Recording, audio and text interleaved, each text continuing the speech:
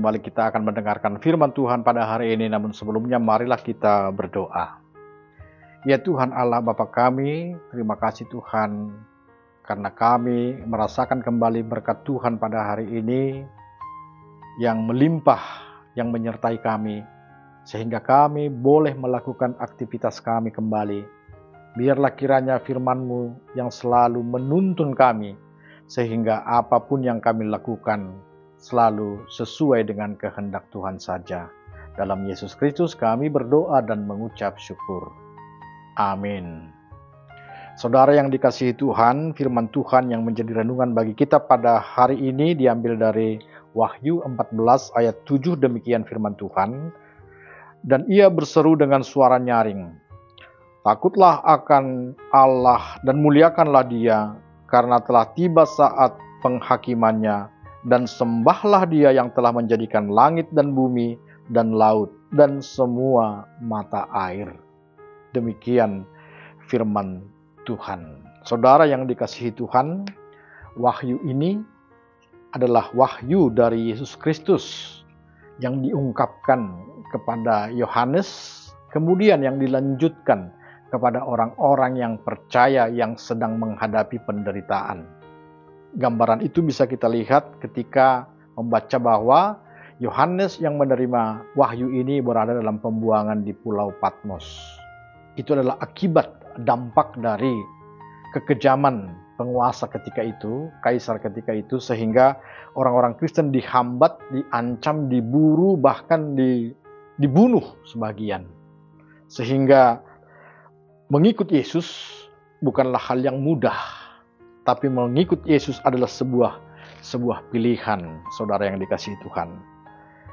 Dan pada perikop ini, apa yang diungkapkan melalui teks ini, takutlah akan Allah dan muliakanlah Dia, sebab sudah tiba saatnya penghakimannya.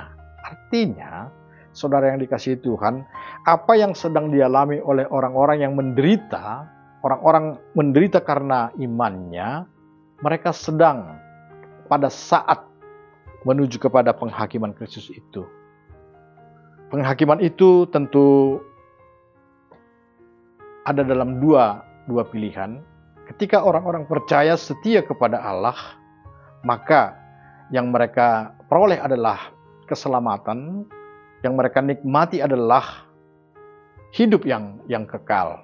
Dan bagi orang-orang yang melawan kehendak Tuhan atau meninggalkan Tuhan, meninggalkan Allah, maka yang mereka terima adalah siksaan, seperti yang disebutkan dalam ayat-ayat berikut.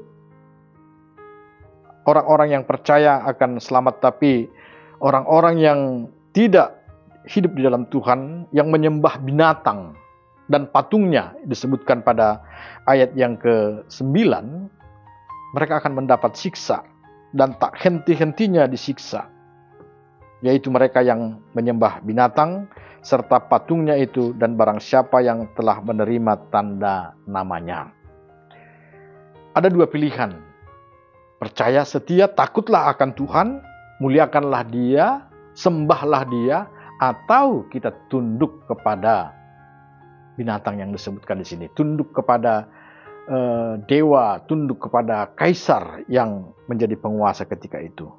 Tapi maksudnya bukan hanya untuk menjelaskan tentang penghakiman itu, bukan untuk menjelaskan apa yang akan dialami oleh orang-orang percaya atau yang tidak percaya pada saat-saat akhir, pada saat penghakiman, tapi sesuai dengan ayat yang ke-12, saudara yang dikasihi Tuhan, yang penting di sini katanya, yang penting di sini ialah ketekunan orang-orang kudus yang menuruti perintah Allah dan iman kepada Yesus. Jadi wahyu ini bukan sebuah pengajaran tentang hari terakhir, bukan pengajaran tentang penghakiman, tapi ini adalah peneguhan kepada orang-orang yang percaya, peneguhan kepada orang-orang kudus, supaya mereka tetap bertahan, setia kepada imannya. Takutlah akan Allah, muliakanlah Dia, sembahlah Dia, dalam keadaan apapun, dalam situasi apapun. Memang di dunia dulu maupun sekarang ada banyak tantangan yang mungkin membuat kita tergoda untuk memilih yang lain, menyembah yang lain. Karena ada desakan-desakan ekonomi, ada desakan-desakan kehidupan, desakan-desakan penderitaan, sehingga ada banyak jalur-jalur yang membuat kita kadang memilih jalan pintas supaya kebutuhan-kebutuhan kita terpenuhi, ada rasa nyaman, ada zona-zona yang membuat kita merasa aman dalam kehidupan ini, walaupun sesungguhnya apa yang kita lakukan itu bisa saja pertanda bahwa kita sedang meninggalkan Tuhan. Bukankah misalnya demi jabatan, demi karir, kadang ada orang yang dengan mudah meninggalkan imannya dan beralih kepada yang lain. Tentu ini sebuah tantangan, ini sebuah godaan hidup di dunia ini. Tapi firman ini meneguhkan kita sebagai orang-orang percaya supaya kita selalu setia kepada Tuhan, setia kepada iman kita, karena kemenangan itu memang belum kita rasakan sekarang, belum kita nikmati sekarang, tapi kemenangan itu akan diuji pada akhirnya. Pada saat penghakiman, orang-orang yang setia pasti akan ada di dalam pihak Allah, dalam pihak kemenangan Allah. Maka yang terpenting yang menjadi nasihat firman ini adalah bahwa takutlah akan Tuhan, setialah kepada Tuhan. Yang terpenting adalah tekunlah, setialah menjadi orang-orang kudus, menjadi orang-orang yang turut kepada perintah Allah dan tetap pada iman kita kepada Yesus Kristus.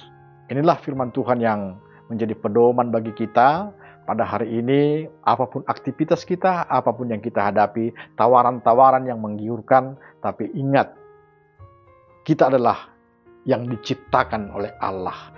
Kita adalah yang diselamatkan oleh Allah, sehingga pantaslah kita untuk selalu takut kepadanya, sembahlah Dia, muliakanlah Dia, karena Dialah pencipta langit dan bumi, laut dan semua mata air. Tuhan memberkati. Amin. Marilah kita berdoa. Ya Tuhan Allah Bapa kami, terima kasih Tuhan atas firman-Mu yang telah meneguhkan kami untuk tetap setia, untuk tetap bertahan pada iman, pada keyakinan kami, pada kepercayaan kami kepada Tuhan. Apapun yang kami hadapi, apapun yang terjadi di sekeliling kami, tolong kami Tuhan untuk tetap menjadi orang-orang kudus yang tetap turut kepada firman-Mu, tetap beriman kepada Yesus Kristus Tuhan kami. Dalam Yesus Kristus kami berdoa dan mengucap syukur. Amin.